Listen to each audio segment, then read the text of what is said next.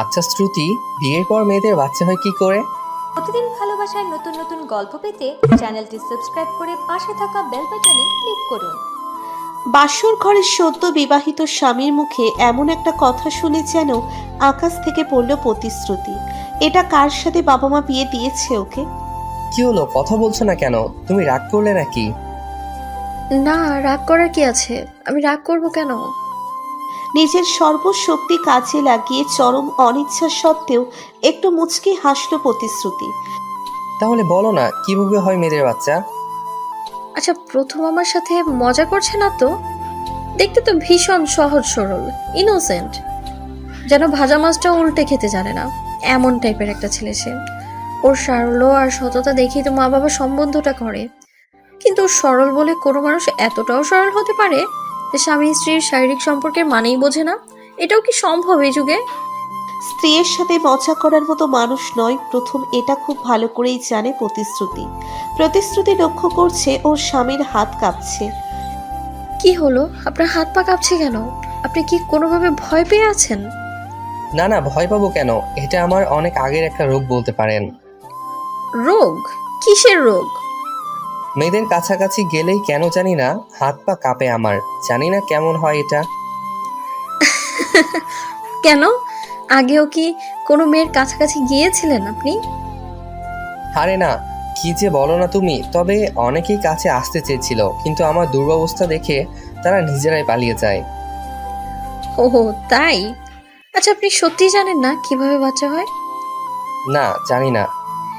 এই যে ধরুন আমার বিয়ে হয়েছে আপনার সাথে, এখন কিছুদিন পরেও আমিও তো বাচ্চার মা হব, তাই না? কিন্তু সেটা তো আর এমনি এমনি হব না। তার জন্য তো আপনাকে সাহায্য করতে হবে আমায়, তাই না? সাহায্য? কি রকম সাহায্য? শ্রুতি ওর স্বামীর আরো কাছে গেলে তারপর ওর সাদা শার্টের বোতামের ওপরে হাত দেয়। আগে এইটাকে খুলতে হবে। কেন? এটা খুলতে হবে কেন? আরে খুলুন না, আমি যা বলবো এখন চুপচাপ তাই করবেন, আর কোনো কথা নয়। প্রথম তার শরীরের ওপর থেকে শার্ট আর কালো ব্লেজারটা খুলে নিল।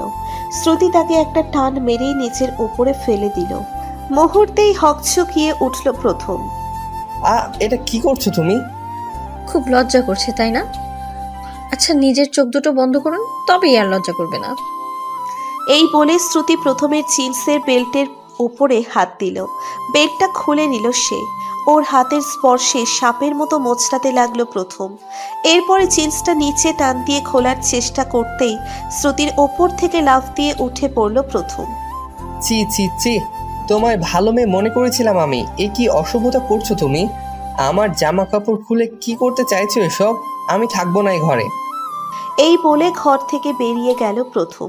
শ্রুতি ওর চলে যাবার দিকে চেয়ে রইল। এমনিতেও সারাটা দিন ভীষণ ঝামেলার ভেতরে পার হয়েছে। প্রচুর ঘুম পাচ্ছে তার। এক রাশ হতাশা আর ভারাক্রান্ত মন নিয়ে ঘুমিয়ে পড়ল সে। স্বামীর জন্য আর অপেক্ষা করল না। আর অপেক্ষা করেই বা কি হবে? এমন হাবাগোবা মানুষের সাথে বাবা মা বিয়ে দিয়েছে ওর, না জানি ভাগ্যে কি আছে। সকালবেলা ঘুম ভাঙতেই দেখতে পাই প্রথম বিছানায় নেই। ভাবলো হয়তো সে আগেই উঠে গেছে। হঠাৎ বিছানার ওপরে রাখা টিভি রিমোটের ওপরে চাপ পড়তেই টিভিটা অন হয়ে গেল। নিউজ চ্যানেলে একটা লাইভ টেলিকাস্ট হচ্ছে। ঘটনাটা হলো, একটা মেয়েকে গতকাল রাতে ধর্ষণ করা হয়েছে। আর সেটা কোনো সিরিয়াল রেপিস্টের কাজ, যে কিনা প্রতিদিন রাতে সবার আড়ালে মেয়েদের ধর্ষণ করে মেরে ফেলে। পুলিশ এখনো পর্যন্ত তার কোনো হদিশ পায়নি। কিন্তু এইবার সেই সিরিয়াল রেপিস্টকে শনাক্ত করা যাবে হয়তো, কারণ মেয়েটার লাশের পাশেই একটা ঘড়ি পাওয়া গেছে। পুলিশের ধারণা এটা ওই রেপিস্টের ঘড়ি। জুম ক্যামেরায় ঘড়িটা দেখানো হচ্ছে। প্রতিশ্রুতি অবাক হয়ে গেল ঘড়িটা দেখে। হায় আল্লাহ, এটা কি দেখছি আমি? এই ঘড়িটাই তো কালকে প্রথমের হাতে দেখেছি আমি। তবে কি ও না না, সেটা কি কি করে সম্ভব? না না, এইসব কি ভাবছি আমি? একটা ঘড়ি তো কিছুতেই সবকিছু প্রমাণ হতে পারে না। দেখতে একই রকম অনেকগুলো ঘড়ি তো থাকতেই পারে। ওটা অন্য কারোর হবে হয়তো, কিন্তু প্রশ্ন হলো প্রথম কোথায় গেল? যাই হোক না কেন, রুম থেকে বেরিয়ে পড়ল প্রতিশ্রুতি। তারপর গোসল সারার জন্য বাথরুমের দিকে গেল। এমনিতে যদিও সকাল সকাল গোসল করার মতো কিছুই ঘটেনি রাতে। গোসল সেরে এসে কিছুক্ষণ পরেই সে বেডরুমে উপস্থিত হলো। এসেই দেখে ভেতরে প্রথম দাঁড়িয়ে আছে। হঠাৎ তাকে দেখে বেশ অবাক হলো প্রতিশ্রুতি। কি ব্যাপার, সারা রাত কোথায় ছিলেন আপনি? বাইরে ছিলাম। বাইরে ছিলেন সেটা তো আমিও জানি, কিন্তু সেই বাইরেটা কোথায়? মায়ের ঘরে ছিলাম, তার সাথেই ঘুমিয়েছি। আপনি এখনো মায়ের কাছে ঘুমান? কেন, ঘুমাই তো। কাল আপনি যে অসভ্যতা করলেন আমার সাথে, তারপরও আপনার সাথে রাত কাটাতাম কি করে? আমি অসভ্যতা করেছি আপনার সাথে? তা নয়তো কি, আমি একটা পুরুষ মানুষ, আপনি মহিলা, আপনার সাথে জামা কাপড় খুলবো কেন আমি? সত্যি আপনি না বড্ড অসভ্য আছেন। ও গড, উফ, এ কে রে? এই ছেলে নাকি এখনো মায়ের কাছে ঘুমায়? আচ্ছা তাও ঠিক আছে, ঘুমোতেই পারে, কিন্তু স্বামী স্ত্রীর সম্পর্কে মানে বোঝে না। বাবা মা এটা কার সাথে বিয়ে দিল আমার? একদিনের সাথে কাটাতে না কাটাতে আমার লাইফটা হেল করে দিল একেবারে। আচ্ছা শোনো, আমার ওয়ালেটটা দাও। ওয়ালেট কোথায় আছে? ওই তো ড্রয়ারে। আর এই নাও চাবি। আর হ্যাঁ, চাবিটা এখন থেকে তোমার কাছেই রেখো। প্রথমের হাত থেকে চাবিটা নিয়ে ড্রয়ার খুলল প্রতিশ্রুতি। তারপরে তাকে ওয়ালেটটা বের করে দিল। চাবিটা রেখেই রুম থেকে হন হন করে বেরিয়ে যায় প্রথম। হঠাৎ ড্রয়ারের ভিতরে একটা জিনিস দেখে চোখ আটকে গেল প্রতিশ্রুতি।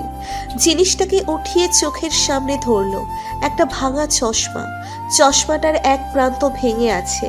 এমনিতে সব ঠিক আছে, শুধু একটা ফ্রেমে গ্লাস নেই। জায়গাটা ফাঁকা। একটা বিষয় বেশ খটকা লাগতে লাগলো প্রতিশ্রুতির।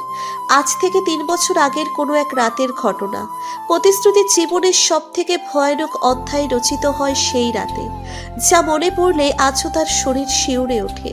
সেই রাতে এক অজ্ঞাতনামা ব্যক্তির হাতে ধর্ষণ হয় প্রতিশ্রুতি। সে ঘটনা ওর জীবনের মোড়ই পাল্টে দিয়েছিল।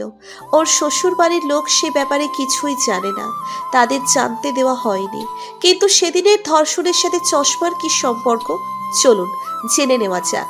তখন রাত প্রায় 8টা।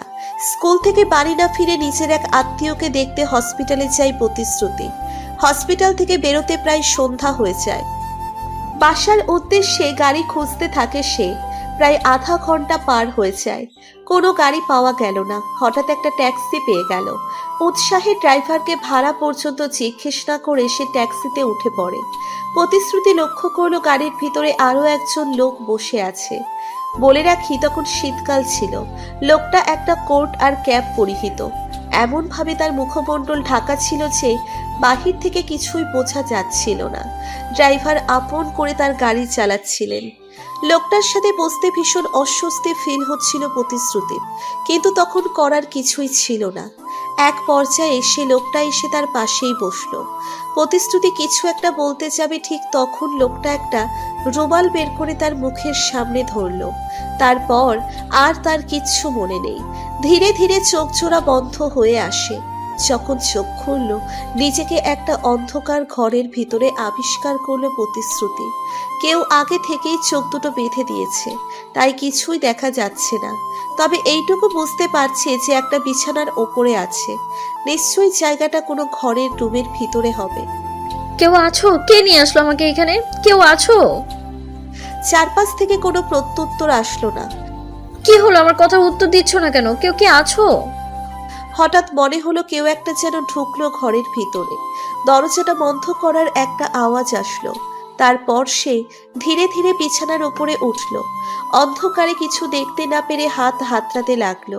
একটা উন্মুক্ত শরীরের স্পর্শ পেল তার হাত, এবং সে একজন পুরুষ। প্রতিশ্রুতি ভীষণ ভয় পেয়ে যায়। কে আপনি? আমায় কেন নিয়ে এসেছেন এখানে? কি চান? লোকটা কোনো উত্তর না দিল। প্রতিশ্রুতিকে ধাক্কা মেরে বিছানার ওপরে শুইয়ে দিল। তারপর ওর উপরে উঠে পড়ে। নিজের সর্বশক্তি দিয়ে তাকে বাধা দেবার অনেক চেষ্টা করে প্রতিশ্রুতি, কিন্তু কোনো লাভ হলো না। এক পর্যায়ে বুঝতে পারল সে ধর্ষণ হচ্ছে লোকটার হাতে। মনে হচ্ছিল যেন লোকটা একটা ধারালো ছুরি দিয়ে তার দেহটা কেটে টুকরো টুকরো করে ফেলছে। এমন অসহ্য যন্ত্রণা আগে কখনো সে অনুভব করেনি। প্রচণ্ড ব্যথা আর যন্ত্রণায় ছটফট করতে লাগলো প্রতিশ্রুতি। সেই অজ্ঞাতনামা ব্যক্তির অমানবিক হিংস্র ধাবা সহ্য করা তার পক্ষে অসম্ভব পর হয়ে পড়ছিল।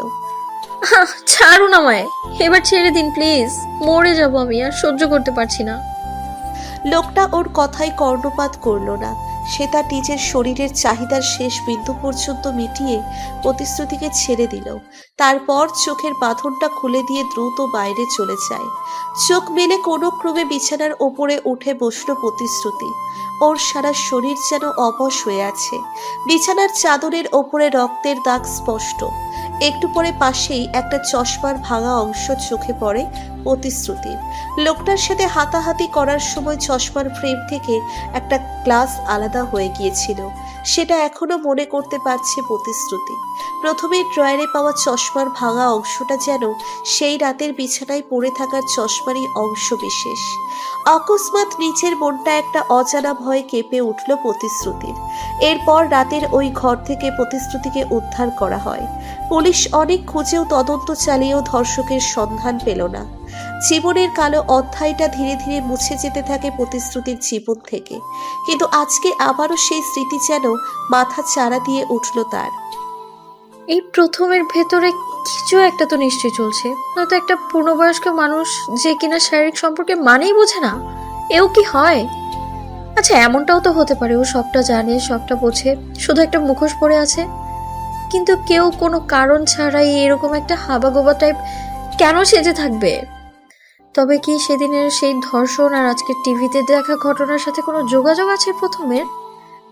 না, আর কিছুই ভাবতে পারছে না প্রতিশ্রুতি। সে যতই এই বিষয়টা নিয়ে ভাবতে যাচ্ছে, মাথাটা ক্রমাগত ভারী হয়ে আসছে তার। সেই রাতের ব্যক্তি যদি প্রথম হয়ে থাকে, তবে ওর তো চেনার কথা প্রতিশ্রুতিকে। সবকিছু জেনেও কেন সে ওকে বিয়ে করতে গেল?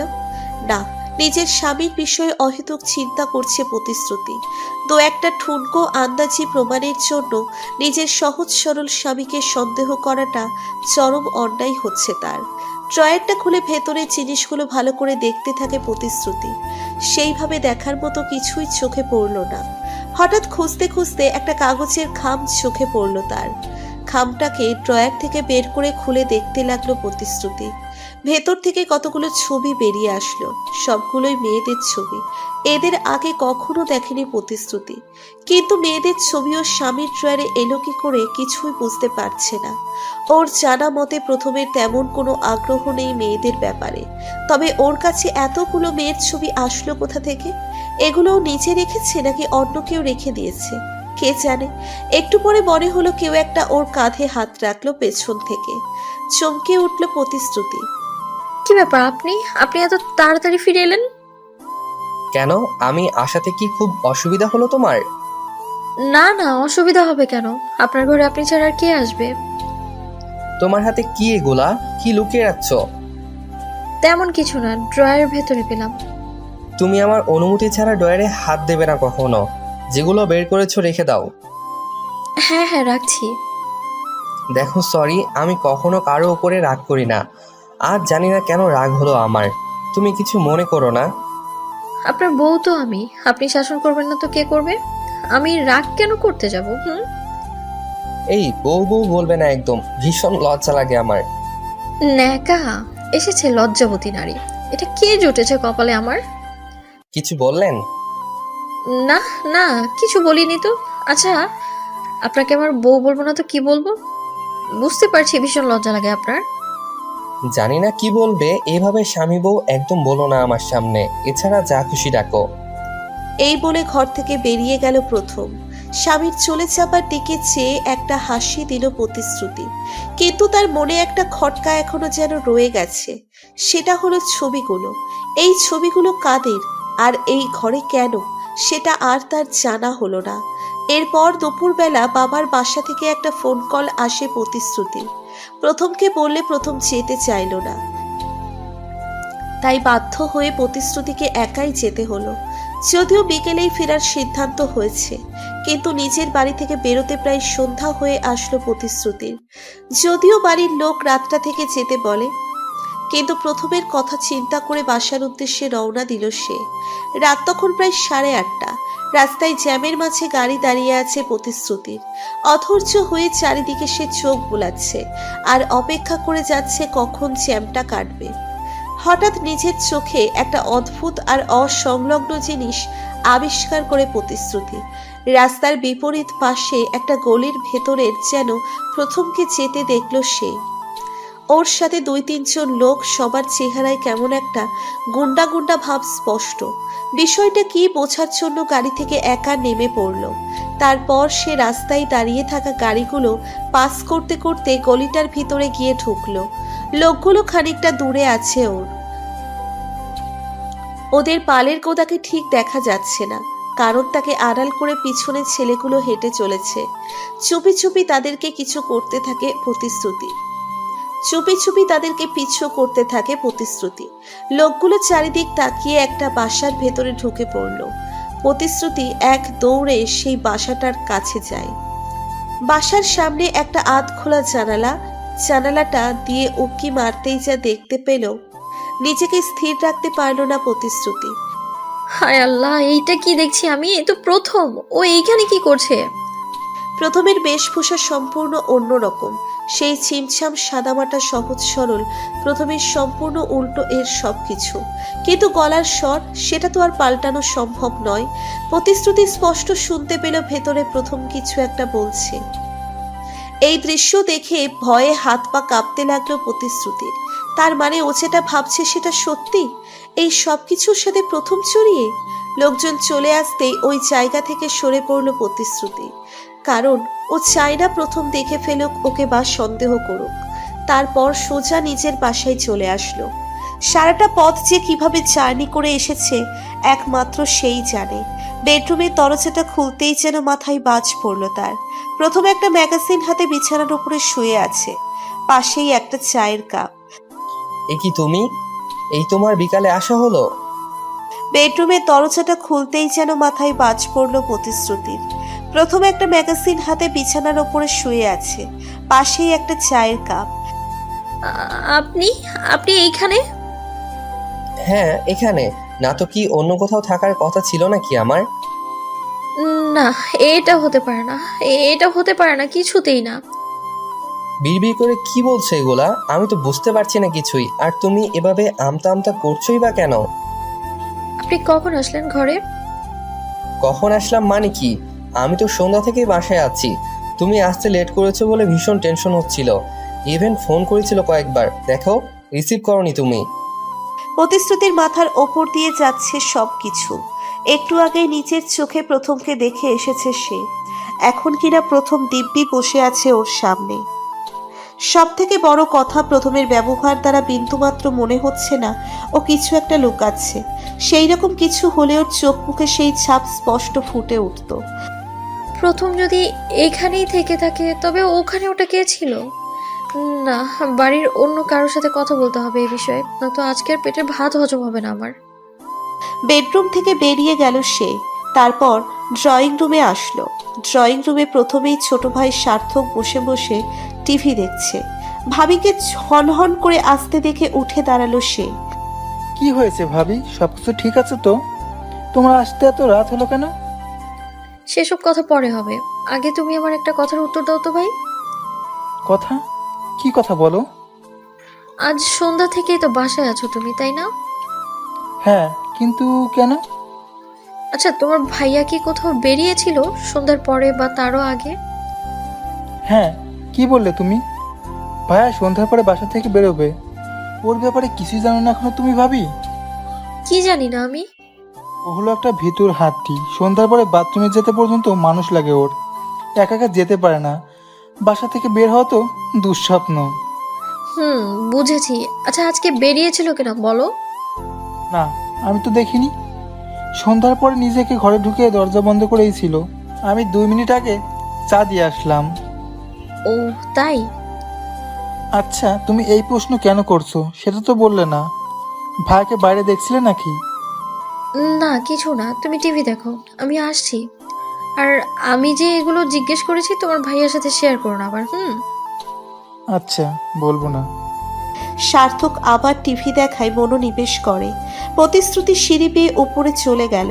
পরের দিন সকালবেলা টিভি খুলতেই আরও একটা ব্রেকিং নিউজ। আবারও একটা পরিকল্পিত ধর্ষণ এবং খুন। যদিও এবার অপরাধীর থেকে কোনো ক্লু শনাক্ত করা যায়নি। সব থেকে অবাক করা ব্যাপার, ধর্ষণটা সেই জায়গায় হয়েছে যেখানে প্রথমকে গতকাল রাতে দেখেছিল প্রতিশ্রুতি।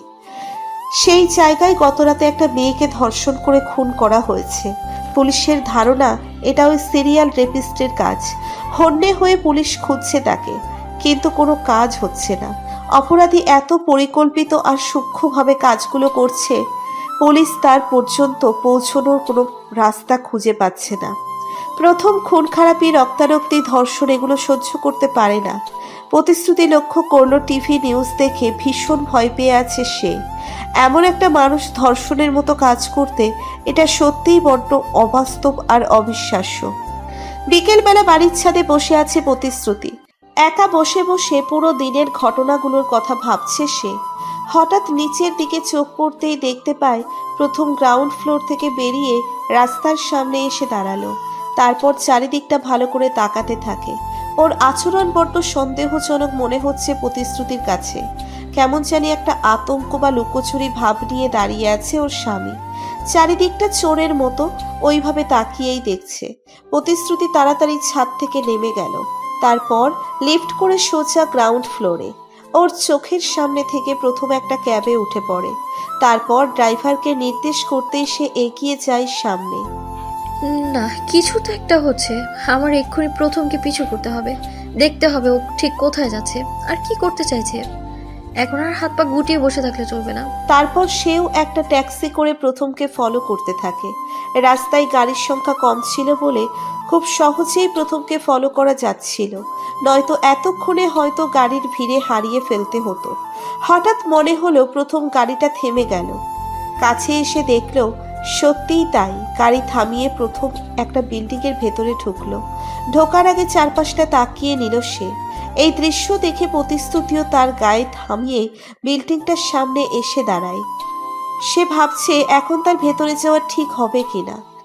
কি করব বুঝতেই পারছি না। ভেতরে যাব না, এইখানেই দাঁড়িয়ে থাকবো। কিন্তু এইখানে দাঁড়িয়ে থাকলে ভেতরে কি হচ্ছে জানবো কি করে? আর প্রথম ওই বা লুকিয়ে একা একা এমন একটা ফাঁকা জায়গায় কেন আসলো, জানতেই হবে আমায়। নিজের মন থেকে অনুমতি নিয়ে বিল্ডিংয়ের ভিতরে ঢুকলো প্রতিশ্রুতি। বিল্ডিংয়ের কাজ এখনো শেষ হয়নি। ভেতরে তেমন লোকজন আছে বলেও মনে হচ্ছে না। এমন একটা জায়গায় প্রথমের কি কাজ মাথাতেই ঢুকছে না। ধীরে সন্তর্পণে পা টিপে টিপে এগিয়ে যেতে লাগলো প্রতিশ্রুতি। কোথাও প্রথমকে দেখা যাচ্ছে এটা নিশ্চিত, কোথাও প্রথমকে দেখা যাচ্ছে না। তবে এই বিল্ডিংয়ের ভেতরেও ঢুকেছে এটা নিশ্চিত। হঠাৎ একটা পায়ের আওয়াজ ভেসে আসলো প্রতিশ্রুতির ভেতর থেকে। আচমকা ভয়ে আঁতকে উঠল সে। পেছনে তাকাতে যাবে ঠিক তখন পেছন থেকে তার মাথায় সজোরে আঘাত করলো। মুহূর্তেই একটা অস্ফুট চিৎকার দিয়ে মাটিতে লুটিয়ে পড়ল প্রতিশ্রুতি। চোখ মেলেই নিজেকে একটা রুমের ভেতরে আবিষ্কার করলো প্রতিশ্রুতি। মাথায় প্রচণ্ড ব্যথা করছে তার।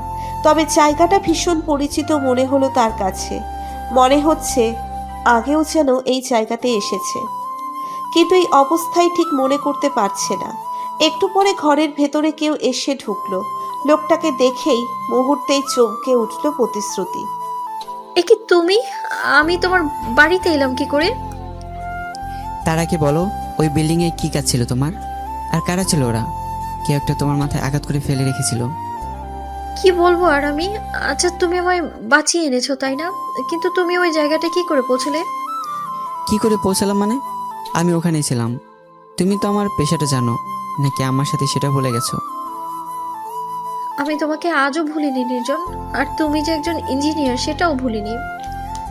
বাহ, ধন্য হলাম তোমার মুখে নিজের নামটা উচ্চারিত হতে শুনে। ইনসাল্ট করছো আমায়? তোমায় ইনসাল্ট করার স্পর্ধা আছে আমার। তবে কি অভিমান করছো আমার উপরে? অভিমান? কার উপর অভিমান করার জন্য অধিকারের প্রয়োজন হয় শ্রুতি। আমার কি সেই অধিকার আছে তোমার উপর অভিমান করার? আমি এখন কি হই তোমার? আজ হয়তো অধিকার নেই, কিন্তু একদিন তো ছিল। বলছ ও ছিল বলছো, তা ভালো। এখন পর্যন্ত সব কিছু বলে মনে রেখে দিয়েছো। একদম মজা করো না আমার সাথে please. Okay, sorry. By the way, তুমি তো এখনো বললে না ওই বিল্ডিংয়ে কেন গেলে তুমি, আর ওরা কারা ছিল তোমায় আঘাত করে ওভাবে? আমি জানি না ওরা কারা ছিল। হ্যাঁ, জানো না, কিন্তু একটা আন্দাজ তো করতে পারো নাকি? দেখো, আমি বিল্ডিংটা দেখার কাজেই আজকে গিয়েছিলাম ওখানে। গিয়ে দেখি তুমি অজ্ঞান হয়ে মেঝেতে পড়েছো, আর তখন 2 বা 3 জন লোক বেরিয়ে যায় সেখান থেকে। তোমার দিকে অ্যাটেনশন দেবার কারণে তাদেরকে ধরতে পারলাম না। নির্জন প্রতিশ্রুতির প্রাক্তন প্রেমিকা। ওদের একসময় দুজনের দুজনকে নিয়ে ঘর বাঁধার স্বপ্ন ছিল, কিন্তু বিধিবাম কোনো কারণে সেই স্বপ্ন আর পূরণ হলো না। প্রতিশ্রুতি আজ অন্য ঘরের বউ। সে কি করে নির্জনের কাছে নিজের স্বামীর ওপরে সন্দেহের কথা বলবে? সেটা মোটেও সমীচীন হবে না। তবে ওই বিল্ডিংয়ে প্রথম ছিল এটা তো নিশ্চিত। প্রতিশ্রুতিকে আঘাত কে করলো, আর আঘাত যখন করলোই সেটা প্রথমের কোনোভাবে চোখে পড়লো না। চোখে পড়লে আজ আর এই মুহূর্তে নিজের প্রাক্তন প্রেমিকের ঘরে শুয়ে থাকতে হতো না প্রতিশ্রুতিকে। তুমি কি কিছু ভাবছো শ্রুতি? আচ্ছা, হতে পারে তোমার কোনো প্রাইভেট বিষয়।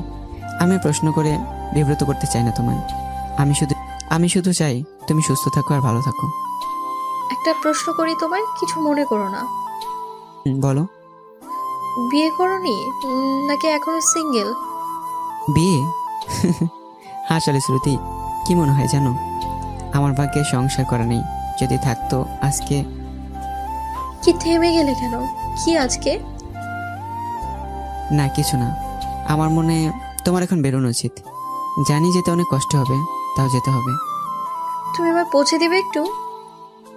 তোমার শ্বশুরবাড়ির লোকজন, বিশেষ করে তোমার স্বামী, আমাদের একসাথে দেখলে মাইন্ড করবে না তো আবার? না, ওরা সেরকম মানুষ নয়, কেউ কিছু মনে করবে না। আচ্ছা চলো, দেখা যাক কি হয়। নির্জন সত্যিই খুব ভালো মনের মানুষ। প্রতিশ্রুতি ভাবতেও পারেনি ও বিয়ের পরেও এতটা ভালো ব্যবহার করবে ওর সাথে। তাও আজকে এক প্রকার জীবন বাঁচালো।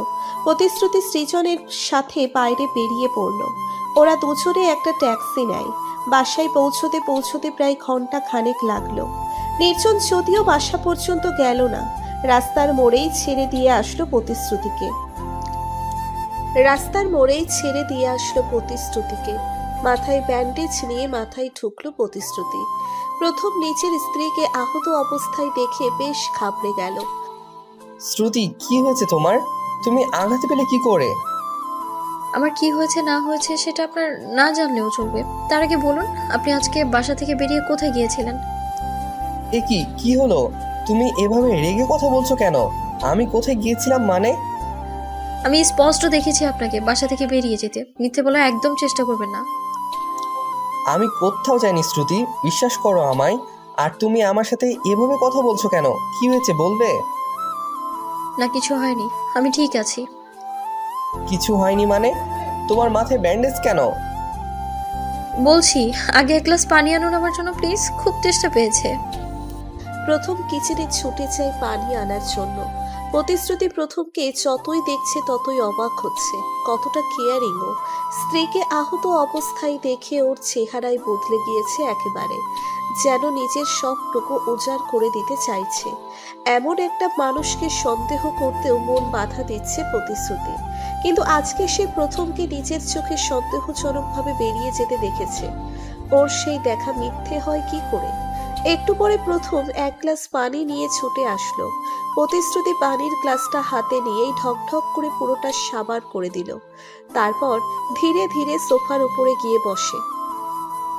আচ্ছা, কি হয়েছে এবার তো বলো। তোমার মাথায় আঘাত লাগলো কি করে? কে করেছে এই অবস্থা তোমার? আমি জানি না। জানো না? জানো না মানে কি? আমি সত্যিই জানি না। কিন্তু কেউ তোমাকে কেন মারতে যাবে? আর বাঁচালোই বা কে তোমায়? আমি বলতে চাইছি, তোমার চিকিৎসা কে করলো? নির্জন আমায় দেখতে পেয়ে ওর বাসায় নিয়ে যায়, সেখানেই ট্রিটমেন্ট হয় আমার। নির্জন? নির্জনকে? নির্জন আমার পুরনো এক বন্ধু। মাঝখানে দীর্ঘদিন পরিচয় ছিল না ওর সাথে। আজকে বহু বছর পরে ওকে দেখা গেল। ওই আমায় উদ্ধার করে ওর বাসায় নিয়ে যায়। ও আচ্ছা, বুঝতে পারলাম। কিন্তু তুমি কখনো আমায় সে ভদ্রলোকের কথা তো বলোনি। বলিনি কারণ বলার প্রয়োজন হয়নি। তাছাড়া আমিও নিজেও ওকে ভুলে গিয়েছিলাম, মাথায় ছিল না ওর কথা। আচ্ছা, যা হয়েছে হয়েছে। তুমি ভালোই ভালোই বাসায় ফিরে এসেছো, এই অনেক। এবার বেডরুমে চলো, রেস্ট নেবে। প্রথম প্রতিশ্রুতিকে নিয়ে বেডরুমে চলে গেল, তারপর ওকে বিছানায় শুইয়ে দেয়। প্রতিশ্রুতি এখন পুরোপুরি সুস্থ বলা যায়। এদিকে তখন সন্ধ্যা হয়ে এসেছে প্রায়। একটু পরে নির্জনের কল আসলো প্রতিশ্রুতির ফোনে। এমনিতেও প্রথম নেই এখন রুমে, তাই নির্দ্বিধায় ফোন রিসিভ করলো প্রতিশ্রুতি। পাশে পৌঁছে তো ঠিক মতো? হ্যাঁ, পৌঁছেছি। শরীরে কি অবস্থা এখন তোমার? এই তো মোটামুটি, অনেকটাই ভালো। কি করছো এখন? খাবার দাবার খেয়েছো কি? না, এখনো খাইনি। প্রথম আমার হাজবেন্ড আর ওর ছোট ভাই ওরা দুজন রান্না করছে। বাহ, ভালোই তো। ওরা তোমার খুব টেক কেয়ার করে, তাই না? হ্যাঁ, করে তো। আচ্ছা, তুমি কোথায় এখন? বাসায়? না, আমি অফিসে আছি, একটু পরে বাসায় ফিরবো। ঠিক আছে, কাজ শেষ করে বাসায় যাও, আমি দেখি ওদের কত দূর হলো। ওকে, গুড বাই, টেক কেয়ার। ফোনটা রেখে কিচেনের দিকে গেল প্রতিশ্রুতি। ওদের রান্না বান্না কমপ্লিট হয়ে গেছে ইতিমধ্যে। সবাই খেয়ে দিয়ে যে যার রুমে চলে যায়। সার্থক ওর ঘরে আছে। এদিকে প্রথম আর প্রতিশ্রুতি ওদের ঘরে। তখন রাত 10টা ওভার। তুমি কিন্তু আমাকে সেই জিনিসটা শেখালে না। কোন জিনিসটা? আরে ওই যে সেদিন বাসরাতে তোমায় যেটা জিজ্ঞেস করেছিলাম। ও, মেয়েদের সন্তান কি করে হয়, তাই তো? হুম। কি করে শেখাতাম? আপনি তো নিজেই আমাকে কতগুলো কথা শুনিয়ে উঠে গেলেন। ওটা তো লজ্জার কারণে বলেছিলাম। তো আজ কি লজ্জা করছে না? হ্যাঁ করেছে, তবে কম, একটু একটু।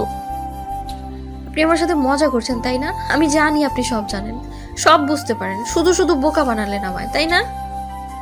না, বিশ্বাস করো, আমি কিচ্ছু জানি না। আর তোমাকে বোকা বানানোর কোনো ইচ্ছা নেই আমার। সত্যি বলছেন? আমার কিন্তু বিশ্বাস করতে কষ্ট হচ্ছে। হ্যাঁ, সত্যি বলছি। ঠিক আছে, তবে শেখাচ্ছি। এই বলে প্রতিশ্রুতি ছপ করে প্রথমের ওপরে উঠে পড়ল। ভয়ে যেন প্রথমের কাছুমাছু অবস্থা। কি হলো? এত ভয় পেলে চলে নাকি? আমার বুক কাঁপছে, প্লিজ ছেড়ে দাও আমায়। না, আজকে আর ছাড়ছি না আপনাকে। আজকে তো আমি শিখিয়ে ছাড়বো। আর শুধু শেখাবো না, আজকে আপনাদের সন্তানের থাক, যাক গে সেই কথা। প্রতিশ্রুতি প্রথমে শার্টটা খুলে ফেলল। এরপর ওর মুখের কাছাকাছি গিয়ে ঠোঁটের ওপরে একটা চুমু দিল। যে পুরুষ কোনো মহিলার সংস্পর্শে এতটা নাজেহাল হয়ে পড়ে, সে আর যাই হোক রেপ করতে পারে না, তাও সিরিয়াল রেপিস্টের মতো কিছু। এটা অসম্ভব। যাই ঘটে যাক না কেন, প্রথমের ওপর থেকে সব সন্দেহ যেন দূরীভূত হয়ে যাচ্ছে প্রতিশ্রুতি। প্রথমের লজ্জা আর ভয় কেটে যাচ্ছে ধীরে ধীরে। প্রতিশ্রুতি দুহাতে দিয়ে শক্ত করে জড়িয়ে ধরল নিজের স্বামীকে। তারপরে তার মাথাটাকে চেপে নিজের গলার অঞ্চলের সাথে মিলিয়ে একাকার করে নিল। প্রথমে একটা চাদর টেনে নেয় ওদের দুজনের ওপরে। এরপরে আর কারো মুখ থেকে কোনো কথা বেরোলো না, শুধু ভালোবাসার আদান প্রদানের পালা বদল চলতে থাকে। তার রেশ ধরে মাঝে মাঝে নরম খাটের বিছানাটা আন্দোলিত হচ্ছিল। তার সাথে সাথে দুজন নরনারীর নিঃশ্বাসের শব্দ। রাত প্রায় 1টা। হঠাৎ ঘুম ভেঙে গেল প্রতিশ্রুতির। পাশ ফিরেই দেখে প্রথম নেই বিছানায়। বুকটা যেন ধরফর করে উঠল তার। কি হলো ব্যাপারটা? এত রাতে প্রথম কোথায় গেল? বাথরুমে গেলেও ও তো একা যায় না কখনো। লাইটটা অন করে চারিদিক খুঁজতে লাগলো প্রতিশ্রুতি। ঠিক তখন একটা ফোন কলের মৃদু আওয়াজ আসলো। এটা তো প্রথমের ফোনের রিংটোন মনে হচ্ছে। তার মানে ওর ফোন ঘরেই আছে। ফোনটা আর কোথাও না, প্রথমের বালিশের নিচেই ছিল, তাই শব্দটা স্পষ্ট আসছিল না। কৌতূহল বশত ফোনটা রিসিভ করে প্রতিশ্রুতি। ওপাশ থেকে একটা সুপরিচিত কণ্ঠ ভেসে এসলো তার কানে। কণ্ঠস্বরটা শুনে যেন মাথায় বাজ পড়ল প্রতিশ্রুতির। নিজের কানকে বিশ্বাস করতে পারছে না সে, কারণ আওয়াজটা আর কারণ নয়, নির্জনের ছিল। তার মানে নির্জন আর প্রথম এরা একে অপরকে চেনে, কিন্তু সেটা কি করে সম্ভব হতে পারে? আর ওরা একে অপরকে চিনবেই যখন, দুজনের কেউ স্বীকার করলো না কেন সেটা? কি এমন সম্পর্ক আছে ওদের দুজনের মধ্যে? কিন্তু এই সময় আর এত রাতে প্রথম কোথায় গেল? প্রতিশ্রুতি খুঁজতে থাকে তাকে। হঠাৎ অন্ধকারে কারোর সাথে একটা ধাক্কা খেলো সে। অমনি আঁতকে উঠল সে। কে কে এখানে? আমি প্রথম, তোমার হাজবেন্ড। আপনি আপনি এত রাতে কোথায় গিয়েছিলেন? আমি এদিকে খুঁজে মরছি আপনাকে। কোথায় আর যাব, একটু ছাদে গিয়েছিলাম। আপনি ছাদে গিয়েছিলেন রাতে, আর তাও একা একা? আচ্ছা, এখন কি অন্ধকারে দাঁড়িয়ে দাঁড়িয়ে কথা বলবে? আগে ঘরে চলো। প্রথম আর প্রতিশ্রুতি ওদের বেডরুমে আসলো। প্রতিশ্রুতির হাতে নিজের ফোনটা দেখে বেশ অবাক হলো প্রথম। এ কি, এটা তো আমার ফোন, তুমি আমার ফোন নিয়ে কি করছো? কেন, ফোনটা ধরে কি খুব অন্যায় করে ফেলেছি? নাই অন্যায়ের কথা জানি না, তুমি আমার ফোন ধরলে কেন? আগে তার উত্তর দাও। প্রথম, আমি আপনার স্ত্রী হই। আপনার সব জিনিসের উপর পূর্ণ অধিকার আছে আমার। তুমি এরপর আমাকে না বলে কোনো জিনিসে হাত দেবে না। আমি বুঝতে পারছি না কি এমন আছে ফোনে, আর আপনি মনে হয় ভয় পেয়ে আছেন আমি ফোনটা ধরাতে। আচ্ছা, কেউ কি ফোন দিয়েছিল নাকি? কেন, কেউ কল দেবার কথা ছিল নাকি? প্রতিশ্রুতি কল লিস্ট থেকে নির্জনের নম্বরটা মুছে ফেলেছে, যাতে প্রথম কিছু বুঝতে না পারে। কারণ সে চায় না প্রথম কোনো কারণে সন্দেহ করুক তাকে। তবে ও আরো বেশি সতর্ক হয়ে যেতে পারে। তখন আর চাইলেও কিছু করতে পারবে না প্রতিশ্রুতি। একবার ভেবেছিল নিজের স্বামীর কাছে নির্জনের কথা জিজ্ঞেস করবে, কিন্তু পরে ভেবে দেখলো প্রথম কিছুতেই নির্জনের সাথে ওর সম্পর্কের কথা স্বীকার করবে না। সেটা করার হলে বিকেলে এভাবে চিনেও না চেনার ভান করতো না। কি হলো, বললেন না যে বিশেষ কারো ফোন করার কথা ছিল? না, কে আর ফোন করবে আমার কাছে, তাও এত রাতে। দেখো, আমার পার্সোনাল জিনিসে কেউ হাত দিলে এটা ঠিক পছন্দ করি না আমি ছোটবেলা থেকেই এরকম। তুমি প্লিজ আমার ব্যবহারে কষ্ট পেও না। ঠিক আছে, তুমি যখন চাইছো না তোমার পার্সোনাল কোনো জিনিসে হাত দেবো না আমি, কিন্তু এত রাতে ছাদে কেন গিয়েছিলে, তাও একা একা? সেটা তো বললে না আমায়। আমি তো জানি তুমি অন্ধকারে ভীষণ ভয় পাও। এমনি ভালো লাগছিল না, তাই ছাদে গিয়েছিলাম। একবার ভেবেছিলাম তোমায় ডেকে তুলবো, পরে কিছু একটা ভেবে একাই চলে গেলাম, আর কিছু না। প্রথমের এই কথার ভেতরেও যেন কোথাও মিথ্যার গন্ধ পাচ্ছে প্রতিশ্রুতি। ও কিছুতেই বিশ্বাস করতে পারছে না নিজের স্বামীর কথা। প্রথমকে অবিশ্বাস বা সন্দেহ করার কোনো ইচ্ছে নেই প্রতিশ্রুতির। ও বরাবর চাই ওর নিজের স্বামীর প্রতি সকল অবিশ্বাস সন্দেহ যেন ভুল প্রমাণিত হয়। তবে হেরে গিয়েও জিতে চাই প্রতিশ্রুতি। কিন্তু প্রথমের কার্যক্রম বারবার ওকে সন্দেহ করতে বাধ্য করে। আজকে নির্জনের ফোন কল ওর সন্দেহকে আরো কয়েক গুণ বাড়িয়ে দিয়েছে। পরের দিন সকালবেলা আবারও সেই একই ব্রেকিং নিউজ। রাতে এক কিশোরীকে ধর্ষণ। মেয়েটার বয়স 14 বছর। তাকে ধর্ষণ করে খুন করা হয়েছে। তার মৃত্যু ধর্ষণের কারণেই হয়েছে, আলাদা করে খুন করা হয়নি তাকে। পুলিশ হন্যে হয়ে খুঁজছে সেই সিরিয়াল রেপিস্টকে, কিন্তু কোথাও তার কোনো হদিশ পাওয়া যাচ্ছে না। অদ্ভুত ব্যাপার, এই খুনটা খুব বেশি দূরে নয়, প্রথমদের বাসা থেকে খানিক দূরেই হয়েছে। আরও একটা বিষয় লক্ষ্য করলো প্রতিশ্রুতি, আর সেটা হলো বাসার মেইন গেট খোলা।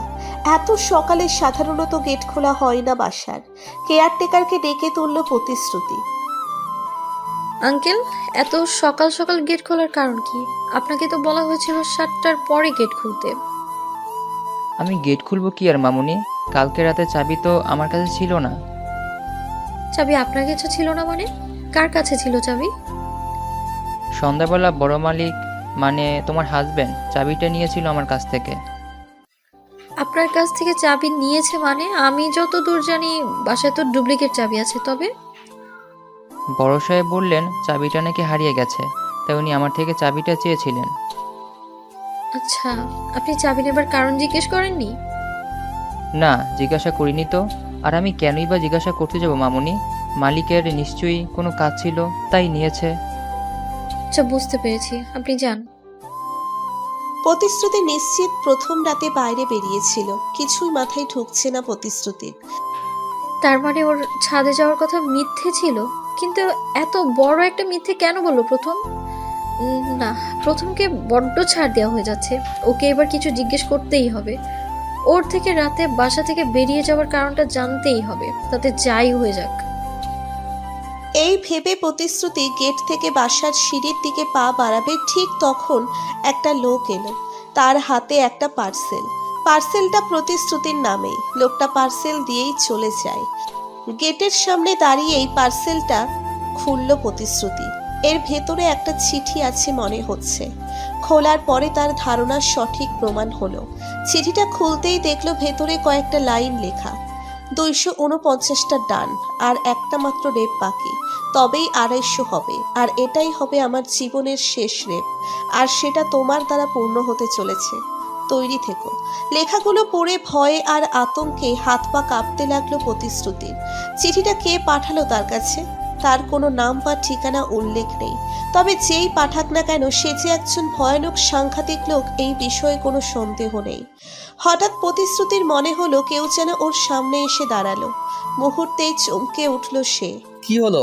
এত সকালে গেটের সামনে দাঁড়িয়ে কি করছো? না, কিছু না, কিছু না মানে? এমনি এলাম। আচ্ছা, তোমার হাতে কি ওটা? না, কিছু না। কিছু না বললেই হলো? আমি স্পষ্ট দেখতে পাচ্ছি একটা চিঠির মতো কিছু আছে তোমার হাতে। আরে এটা তেমন গুরুত্বপূর্ণ কিছু না, ছেড়ে দাও। ঠিক আছে, দেখাও আমাকে। হ্যাঁ দেখবো, তার আগে বলো তো গতকাল রাতে কোথায় গিয়েছিলে তুমি? গত রাতে গিয়েছিলাম মানে? কোথায় যাব আমি? দেখো, আমি কিন্তু কেয়ারটেকারের কাছ থেকে জেনেছি গেটের চাবিটা তোমার কাছেই ছিল, আর সকালে এসেই দেখতে পেলাম গেটটাও খোলাই আছে। তার মানে কি দাঁড়ালো? তুমি কি সন্দেহ করছো আমায় কোনো কারণে? না, তোমার সন্দেহ করবো আমি? শুধু এইটুকুই জানতে চাইছি, রাতে কোথায় গিয়েছিলে তুমি? তুমি তো জানো গত রাতে একটা ধর্ষণ হয়েছে আমাদের এলাকায়। হ্যাঁ, নিউজে দেখলাম, কিন্তু রাতে কোথাও যাইনি আমি। গেটটা আমি কিছুক্ষণ আগেই খুললাম। ইনফ্যাক্ট সার্থক বের হয়েছিল জগিং করতে। তুমি তো জানো ও সকালে জগিংয়ে বের হয়। আজ একটু আগেই বের হয়েছিল মনে হয়। এবার কাগজটা দেখাও। আচ্ছা, আগে বাসায় চলো, পরে দেখাচ্ছি। এবার চলো। প্রতিশ্রুতি নিজের স্বামীকে কোনো রকম একটা বুঝ দিয়ে বাসায় নিয়ে গেল। প্রথমকে এই চিঠিটার ব্যাপারে কিছুই বলতে চায় না সে, তবে সমস্যা আরো বাড়তে পারে। আগে সে জানতে চায় চিঠিটা ঠিক কে পাঠিয়েছে, কার ইন্ধন আছে এই ব্যাপারে। কিন্তু যাই হয়ে যাক না কেন, মন থেকে ভয়টা যেন কিছুতেই কাটছে না প্রতিশ্রুতির। না জানি কখন কি হয়ে যায়। একটা অজানা বিপদের আশঙ্কায় প্রহর গুনতে হচ্ছে তাকে। এভাবে সারাটা দিন কেটে গেল। রাতের বেলা প্রায় 1:30টার দিকে ঘুম ভেঙে গেল প্রতিশ্রুতির। হঠাৎ মনে হলো ও নিজের বাড়িতে নেই, একটা গাড়ির ভিতরে আছে সে, আর গাড়িটা চলছে। সবকিছু একটা দুঃস্বপ্নের মতো মনে হতে লাগলো প্রতিশ্রুতির কাছে। কিন্তু না, ধীরে ধীরে বুঝতে পারলো যা ঘটছে সব সত্যি। কেউ প্রতিশ্রুতিকে একটা ট্যাক্সিতে বন্দি করে কোথাও নিয়ে যাচ্ছে, কিন্তু কোথায় নিয়ে যাচ্ছে আর কে নিয়ে যাচ্ছে কিছুই বুঝতে পারছে না সে। প্রতিশ্রুতি এটাও বুঝতে পারছে ওকে অজ্ঞান করা হয়েছিল, আর অজ্ঞান করেই গাড়িতে তোলা হয়েছে। চিৎকার করবার মতো শক্তিটুকু পাচ্ছে না সে এই মুহূর্তে। গাড়িটা অনেকক্ষণ পরেই থেমে গেল। দুজন অপরিচিত লোক এসে প্রতিশ্রুতিকে গাড়ি থেকে নামিয়ে নিল। তারপর একটা বাসার ভিতরে চলে যায়। জায়গাটা বেশ পরিচিত লাগছে প্রতিশ্রুতির কাছে। এ তো সেই ঘরটা যেখানে প্রথমবার ধর্ষণ করা হয়েছিল তাকে। তার মানে আগের বার যে ব্যক্তি ধর্ষণ করেছিল তাকে, এটা তারই কাজ। তবে কি সকালবেলা চিঠিটা এখান থেকে এসেছিল? কেউ আছো? আমার কথা শুনতে পাচ্ছ কেউ? কেন নিয়ে এসেছো আমায় এখানে? কি হলো? কথা বলছেন না কেন? দেখো, আমার সাথে চালাকি করার চেষ্টা করো না একদম। আমি জানি তুমি একজন সিরিয়াল রেপিস্ট। দিনের পর দিন মেয়েদের ধর্ষণ করে তুমি তাদের খুন করছো। কেন করছো এগুলো? কি উদ্দেশ্য তোমার? আমার সামনে এসো। এই তুমি এত কথা বলছো কেন? চুপ করবে? কি ভেবেছো তোমার চিৎকার চেঁচামেচি শুনে কেউ তোমার সাহায্য করতে ছুটে আসবে? যদি তাই ভেবে থাকো তবে তুমি ভুল করেছো। কে কে তুমি? আমায় এখানে নিয়ে এসেছো কেন? আমি তোমাকে নিয়ে আসিনি, যা করার আমাদের বস করেছে। আর একটু অপেক্ষা করো, তিনি একটু পরেই চলে আসবে। বস? কে বস তোমাদের? সেটা নিজেই দেখতে পাবে, অবশ্য তিনি যদি চান। তবে হ্যাঁ, শুধু এটুকু জেনে রাখো, তোমার সাথে সেটাই হবে যেটা বাকিদের সাথে হয়েছে।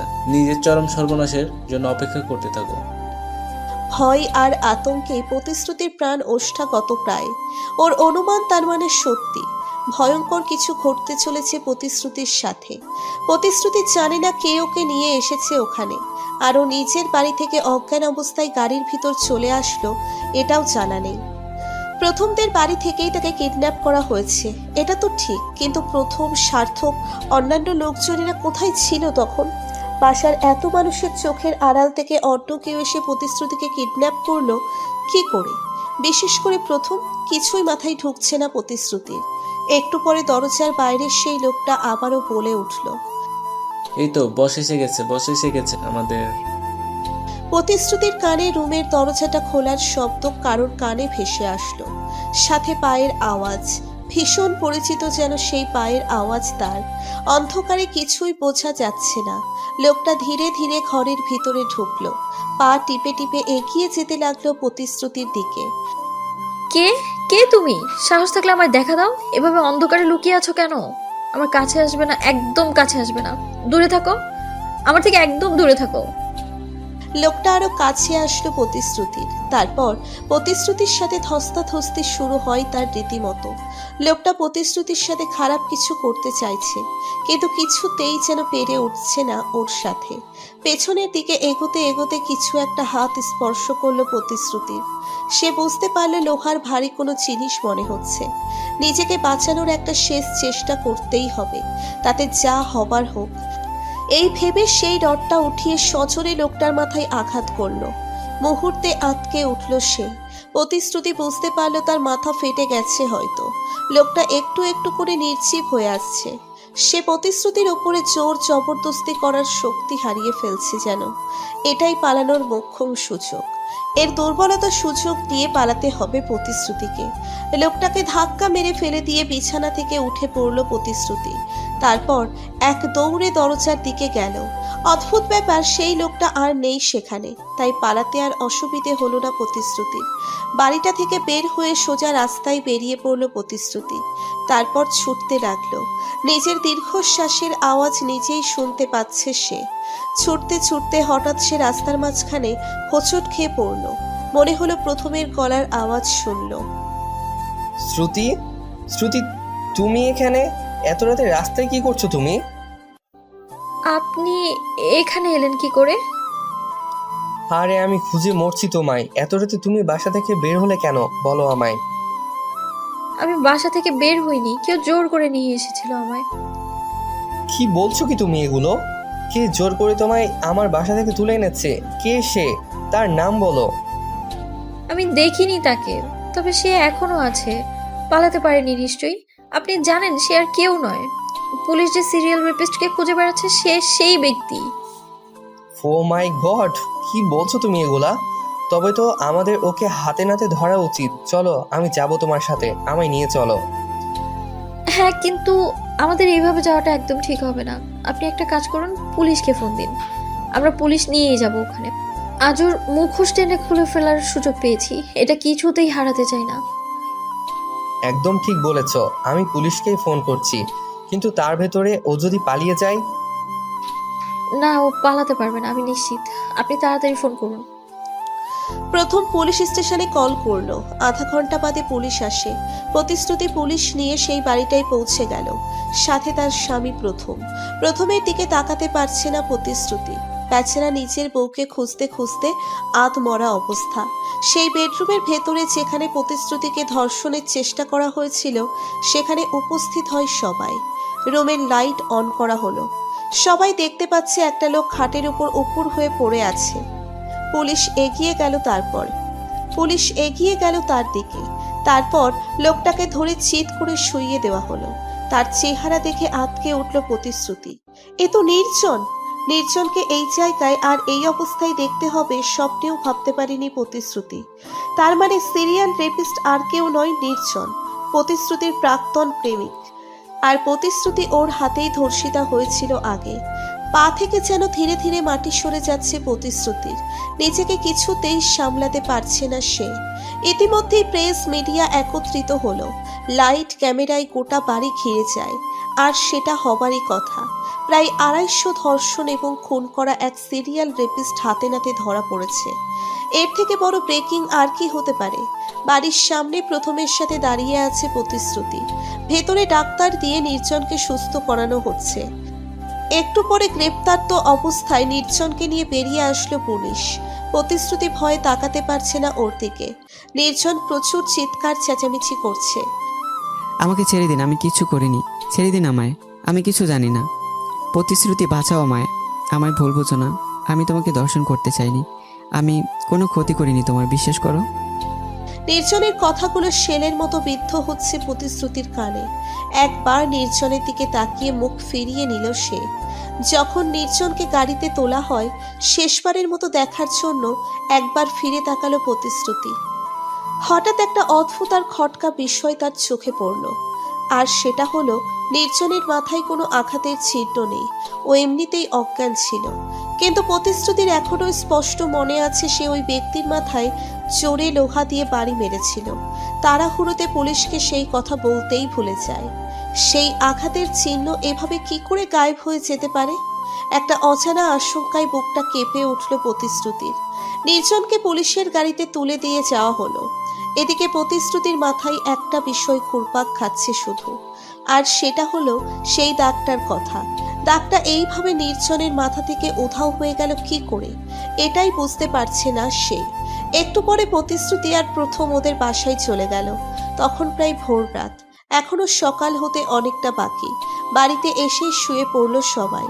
এমনিতেই সারা রাত ধকল গিয়েছে সবার ওপর দিয়ে। সকালবেলা বাসায় প্রেসের লোক আসবে, প্রতিশ্রুতিকে বিস্তারিত জিজ্ঞাসাবাদ করা হবে, সেই কারণে প্রস্তুতি হতেও বলা হয়েছে তাকে। প্রথম খেয়াল করলো তার স্ত্রী ঘুমিয়ে পড়েছে। নিজের ফোনটা হাতে নিয়ে ধীরে ধীরে বিছানা থেকে নেমে পড়ল সে। তারপর পা টিপে টিপে ছাদের দিকে চলে যায়। ছাদে এসে চারপাশটা তাকালো সে। না, কেউ নেই চারপাশে। ফোন থেকে একটা নম্বর ডায়াল করে কল দিল সে। একটু পরে তার কলটা রিসিভ হলো। কি হলো, ফোন ধরতে এত সময় লাগে? কি করছিলে এতক্ষণ? কিছু করিনি, একটু বাইরে ছিলাম। ভালো, আচ্ছা, যে কথাটা বলার জন্য ফোন করেছি, কেউ কিছু বুঝতে পারবে না তো? আবার আমরা ধরা পড়ে যাব না তো? আরে কি যে বলছো তুমি, ধরা পড়ার কোনো চান্সই নেই। আমরা তোমার স্ত্রীর এক্সের উপর নজর রাখছিলাম সারাক্ষণ। তারপর সুযোগ বুঝে ওকে তুলে এনে অজ্ঞান করে বিছানার উপর শুয়ে দিই। এখন পুলিশ কি করে জানবে এগুলো বলো? আরো বললেই বাকি, কে বিশ্বাস করবে এর কথা? সে বুঝলাম, কিন্তু ওই ছেলেটা কোথায় যাকে শ্রুতির কাছে রেপিস্ট সাজিয়ে পাঠানো হয়েছিল? ওর মাথা ঠিক আছে তো? রডের আঘাতে কেটে গেছে খানিকটা, তবে একটু আগে দেখলাম জ্ঞান ফিরেছে। বাহ, খুব ভালো। শোনো, ওকে বাইরে বের হতে দিও না, যেন কোনো ঝামেলা না হয়। বুঝতে পেরেছি, আমি দেখেই রাখবো ওকে, তুমি চিন্তা করো না। আর শোনো, যখন তখন ফোন দিও না আমায়, আমি প্রয়োজন পড়লে ফোন করে নেব। পাক্কা। সেদিন রাতে তো তোমায় ফোন করতে গিয়ে বিপদে পড়ে গেছিলাম আমি। বিপদ? কিসের বিপদ? আরে বলতে ভুলে গেছিলাম, সেদিন রাতে ফোন দিলাম, কিছুতেই ফোন রিসিভ করছিলে না তুমি। হঠাৎ ফোন রিসিভ হলো, সেটা তুমি ছিলে না, কোনো মহিলা কণ্ঠ ছিল, তোমার ওয়াইফ হবে নিশ্চয়ই। তারপর তারপর কি হলো? তারপর আর কি হবে, আমি ভয় পেয়ে ফোন কেটে দিলাম। আমার মনে হয় আমার কণ্ঠ শুনে উনি অন্য কাউকে ভেবেছিলেন, তাই চুপ ছিলেন কিছুক্ষণ। ভালো করেছো, এমন উল্টাপাল্টা কাজ করো না আর কখনো। যা করার ভেবেচিন্তে করবে। ঠিক আছে। ওকে, বাই, টেক কেয়ার। হঠাৎ প্রথমের মনে হলো কেউ নিচে নেমে সিঁড়ির দিয়ে। সর্বনাশ, আড়ি পেতে ওর কথাগুলো শুনে নিল না তো কেউ। একটু পরে আবার কিছু একটা পড়ার শব্দ হয়। প্রথমে সন্দেহ আরো দৃঢ় হয়, তার মানে কেউ নিশ্চয়ই ছিল এখানে, আর সে হয়তো সমস্ত কথা শুনে নিয়েছে। তাড়াহুড়োতে ছাদের গেটটা অফ করা হয়নি। ধুর, কি যে একটা বোকামি হয়ে গেল। প্রথম ছুটে গেল নিচের দিকে। কারো পায়ের আওয়াজ শুনতে পাচ্ছে সে, আর সে দৌড়চ্ছে। প্রথমের কাছে এবার সবটা পরিষ্কার হয়ে গেল। সে স্পষ্ট দেখতে পেল প্রতিশ্রুতি ছুটে নিচের রুমের দিকে চলে গেল। তার আর বুঝতে বাকি রইল না ওটা প্রতিশ্রুতিই ছিল। তার মানে ও লুকিয়ে সবটা শুনে নিয়েছে। দৌড়ে বেডরুমের দিকে ছুটে চলল প্রথম। ও পৌঁছতে পৌঁছতে প্রতিশ্রুতি ঘরের দরজাটা বন্ধ করে দিল। প্রথম ভীষণ রেগে যায় এটা দেখে। শ্রুতি, দরজা খোলো, দরজা খোলো বলছি। না, খুলবো না, আমি দরজা খুলবো না। তুমি দরজা খুলবে নাকি আমি দরজা ভাঙবো? তুমি যা খুশি করে নাও, আমি দরজা খুলবো না। তুমি আমার কথা শুনবে না তাই তো? না, শুনবো না, একটা কথাও শুনবো না। একটা কথাও বলো না। তুমি তুমি কেন নির্জনকে ফাঁসালে?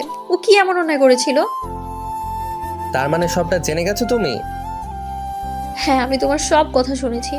আর আমি এটাও জেনে গেছি সিরিয়াল রেপিস্ট আর কেউ নয়, সেটা হলে তুমি। এই ভালো মানুষই, ভদ্রতা, কিছু না জানা, এটা একটা মুখোশ তোমার। এই মুখোশের আড়ালে একটা ভয়ানক পশু লুকিয়ে আছে। কি?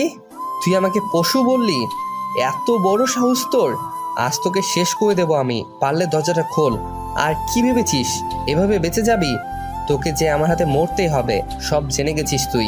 তোকে বাঁচিয়ে রাখা মানে জেনে শুনে সুইসাইড করা। তুমি কেন করলে এটা? কি এমন ক্ষতি করেছিলাম আমি তোমার, বলো? আর তুমি তুমি নির্জনকে চিনলে কি করে? কেন? নির্জনের জন্য খুব মায়া হচ্ছে বুঝি? ওর কাছ রাতেই তো খালাস করে দিয়েছি আমি। নিজের সমস্ত অন্যায়ের দায়ভার বেচারার উপরে চাপিয়ে এবার বাড়িতে এসে নিশ্চিন্তে ঘুমাবো আমি। কেউ আমার আসল রূপটা কোনোদিন জানতেই পারবে না। ও হ্যাঁ, আর চিনলাম কি করে ওকে? মনে আছে তুমি আমায় ফলো করতে করতে একদিন একটা বিল্ডিং পর্যন্ত চলে গিয়েছিলে? ওই দিন তোমার মাথায় আর কেউ না, আমি আঘাত করেছিলাম। কিন্তু মাঝপথে ওর দুর্ভাগ্যই টেনে নিয়েছিল ওকে। আমার লোক ওর উপর নজর রাখে তারপর থেকে। আমি জানতে পারলাম ওর সাথে তোমার কোনো একটা সম্পর্ক নিশ্চয় আছে। ঠিক তখন একটা ছক কষলাম, কি করে নিজের সমস্ত কুকর্ম ওর ঘাড়ে চাপিয়ে আমি হাঁপ ছেড়ে বাঁচতে পারি। সত্যি কথা বলতে মেয়েদের দেহভোগ করতে করতে অরুচি ধরে গিয়েছিল আমার। এসবের প্রতি আর কোনো নেশা কাজ করছিল না আমার। তাই চেয়েছি এবার এসব থেকে বেরিয়ে আসবো। কিন্তু আমি বেরিয়ে আসলেই তো আর পুলিশ হাত পা গুটিয়ে থাকবে না। পুলিশের মুখ বন্ধ করার জন্য একটা মোক্ষম চাল দিলাম আমি। প্রথমে একটা চিঠি পাঠাই তোমাকে, তারপরে তোমায় কিডন্যাপ করে আমার লোক ওই বাড়িতে নিয়ে যায় যেখানে প্রথমবারের মতো ধর্ষণ করেছিলাম তোমাকে। বিশ্বাস করো, ওটা ছিল আমার জীবনের প্রথম ধর্ষণ, যেটা শুরু তোমার মাধ্যমেই হয়েছিল। ভাগ্যের পরিহাস দেখো, সেই তুমি আমার ঘরে আমার বউ হয়ে এলে। আমার লোক তোমার প্রাক্তনকে অজ্ঞান করে তুলে এনে ধর্ষকের ভূমিকায় বসিয়ে দিল, আর তুমি সেটাই বিশ্বাস করলে। তুমি তুমি শুধু না, সারা দেশের লোক এখন এটাই জানবে নির্জন একজন সিরিয়াল ধর্ষক এবং খুনি। প্রথম প্রথম শুধু ধর্ষণ করে মেয়েদের ছেড়ে দিতাম আমি, কিন্তু পরে দেখলাম কাজটা খুব রিস্কি হয়ে যায়। তাই ধর্ষণের সাথে খুনের প্ল্যানটাও জুড়ে দেয়, যাতে আমার বিপক্ষে সাক্ষী দেওয়ার মতো কেউ জীবিত না থাকে। আর তুমি চিন্তা করো না, যার মাথায় রড দিয়ে আঘাত করেছো তুমি, সে আমারই লোক, এখন পুরোপুরি সুস্থ সে। ছি, তুমি এত নীচ, এত জঘন্য! ছি, আমার ভাবতেও ঘৃণা হচ্ছে তুমি আমার স্বামী। আচ্ছা, তোমার তো মেয়েদের দেহের উপর লোভ ছিল, সেটা তো অন্যভাবেও পূরণ করতে পারতে তুমি। তার জন্য ধর্ষণের মতো জঘন্য পথ কেন বেছে নিলে? তুমি বুঝবে না এসব, বুঝবে না। আমি একটা মেয়েকে ভোগ করতে করতে ধীরে ধীরে শেষ করার মধ্যে আলাদা আনন্দ খুঁজে পাই আমি। এই আনন্দ পৃথিবীর আর কোনো কিছুতে নেই। যখন দেখি সে আমার আঘাত সহ্য করতে না পেরে কোরবানির কোনো পশুর মতো ছটফট করছে, তার মতো সুন্দর দৃশ্য আর দুটো হতে পারে না। আমি জানি আমি যা করছি একদম ঠিক নয়, অন্যায় এগুলো, কিন্তু আমি এ অন্যায় করে পৈশাচিক আনন্দ পেতে চাই। যা এখন তোমার সাথে করব আমি। আজকেই এই বাড়িতেই শেষ দিন তোমার, শ্রুতি। দরজা খুলো বলছি। না, আমি দরজা খুলবো না। সব বলে দিব, সবাইকে বলে দিব আমি। তোমার খেলা শেষ হয়ে যাবে এবার প্রথম। প্রথম দরজা ভেঙে ঢুকে পড়ল একটু পরে, তারপর প্রতিশ্রুতির উপর ঝাঁপিয়ে পড়ে সে। আজ শেষ করে দেবো তোকে, আমার খেলা শেষ করবি তুই। দেখ তোর সাথে কি করি আমি, ভুলটা আমারই। তোকে সেদিন শেষ করে দেওয়া উচিত ছিল, যেদিন বাড়ি ফেরার পথে আমায় আমার লোকজনের সাথে দেখে ফেলেছিলি। ভাগ্যিস আমি বুঝতে পেরেই আগেই বাড়িতে পৌঁছে গিয়েছিলাম, তবুও তোকে একটা শেষ সুযোগ দিয়েছিলাম। কিন্তু আজ আজ আর রক্ষা নেই তোর। আজ তোকে ছিঁড়ে ছিঁড়ে খাবো আমি। প্রথম প্রতিশ্রুতির উপরে উঠে গেল, তারপর ওর বুকের উপর একটা কামড় বসিয়ে দেয়। মুহূর্তেই ছটফট করে চিৎকার দিয়ে উঠল প্রতিশ্রুতি। ঠিক তখন ঘরের ভিতরে পুলিশ ঢুকে পড়ল। পুলিশের সাথে সার্থক। পুলিশ প্রথমকে হাতে নাতে ধরে ফেলল। আপনি আপনার দেবরকে থানায় পাঠিয়েছিলেন তাই না? হ্যাঁ, আমি ছাদে দাঁড়িয়ে ওর সকল কথা শুনে নিয়েছিলাম। আমার সাথে আমার দেবর ছিল তখন। আর দেরি না করে আমি ওকে থানায় পাঠিয়ে দিলাম। অনেক অনেক ধন্যবাদ আপনাদের যে আপনারা যথাসময়ে চলে আসলেন। এরপর পুলিশ প্রথমকে গ্রেফতার করে থানায় নিয়ে গেল। প্রথমকে রিমান্ডে নেওয়া হয়। তার ভেতরে প্রথমের সাঙ্গপাঙ্গদের পর্যন্ত পৌঁছে যায় পুলিশ। প্রথম সবটা স্বীকার করতে বাধ্য হয়। তারও কিছুদিন পরে নির্জনকে সমস্ত অভিযোগ থেকে মুক্ত করে দিল আদালত। আর অনবরত খুন আর ধর্ষণের অপরাধে প্রথমের ওপর মৃত্যুদণ্ড কার্যকর করার আদেশ দেওয়া হয়। আর ওর সাঙ্গপাঙ্গদের বিভিন্ন মেয়াদের সাজা দেওয়া হলো। এর 1 বছর পরে হাসপাতালের বেডে শুয়ে আছে প্রতিশ্রুতি। ওর পাশে এক সদ্য নবজাতক। একটু পরে নির্জন এসে কেবিনে ঢুকলো। ছেলেকে দেখেই মুখে হাসি ফুটে উঠল তার। কি খবর লিটল নির্জন? কথা বলো না তো, তোমার লিটল ঘুম হচ্ছে। আচ্ছা, ওর তো একটা নাম রাখতে হবে। এখন কিছু ভাবলে তুমি? না, এখনো ভাবিনি। আচ্ছা, তুমি একটা নাম ঠিক করে দাও না। আমি কি নাম দেব? যা খুশি দাও, যেটা ভালো লাগে তোমার। হ্যাঁ, পেয়েছি। আচ্ছা, ওর নাম তিয়াস রাখলে কেমন হয়? তিয়াস? বাহ, খুব সুন্দর নাম। আমার তো হ্যাপি পছন্দ হয়েছে নামটা। তাহলে তো আর কথাই নেই, এটাই লক করে দিলাম। নির্জন তার ছেলের তিয়াস নাম দিল। 1 বছর আগে প্রতিশ্রুতিকে বিয়ে করেছে নির্জন। একজন বিবাহিতা এমনকি ধর্ষিতাকে জীবন সঙ্গী হিসেবে স্বীকৃতি দিতে এতটুকু দ্বিধাবোধ হয়নি তার। কারণ নির্জন ভালো করেই জানে যে অন্যায় কেউ নিজে থেকে করে না, সেটা অন্যায় হতেই পারে না। প্রতিশ্রুতিকে কেউ জোর করে ধর্ষণ করেছে, এতে সে অপবিত্র বা নষ্ট হয়ে যায়নি, বা তার চরিত্র কলুষিত হয়নি। প্রতিশ্রুতির চরিত্র কলুষিত তখনই হতো যখন সে জেনে বুঝে স্বেচ্ছায় অন্যের কাছে নিজেকে বিকিয়ে দিত। কিন্তু সেরকম কিছু ঘটেনি। প্রতিশ্রুতিকে নিয়েই বাকি জীবনটা সুখে কাটাতে চাই সে।